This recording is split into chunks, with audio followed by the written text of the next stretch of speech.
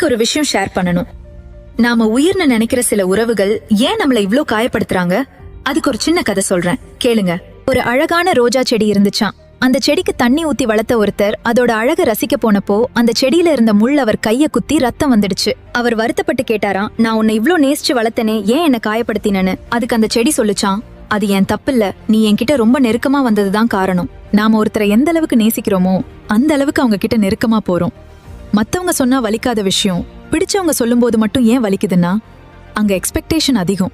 அவங்க காயப்படுத்தல, அவங்க மேல நாம வச்சிருக்கிற அதீத நம்பிக்கை தான் நம்ம காயப்படுத்துது. நெருப்பு வெளிச்சம் கொடுக்கும் தான், ஆனா ரொம்ப நெருக்கமா போனா சுடதான் செய்யும். உறவுகளிலும் ஒரு இடைவெளி தேவை. அன்புக்காக ஏங்குறத விட உங்களை நீங்களே நேசிக்க பழகுங்க. காயப்படுத்தினவங்களை மன்னிச்சிடுங்க, ஆனா அவங்க கிட்ட இனி எவ்வளவு தூரம் இருக்கணும் அப்படின்ற பாடத்தை மட்டும் மறக்காதீங்க. உங்க மனசுக்கு நெருக்கமானவங்க உங்களை காயப்படுத்தினாலும் நீங்க இன்னும் பலமா மீண்டு வருவீங்கன்னா கீழே மூவ் ஆன்னு கமெண்ட் பண்ணுங்க.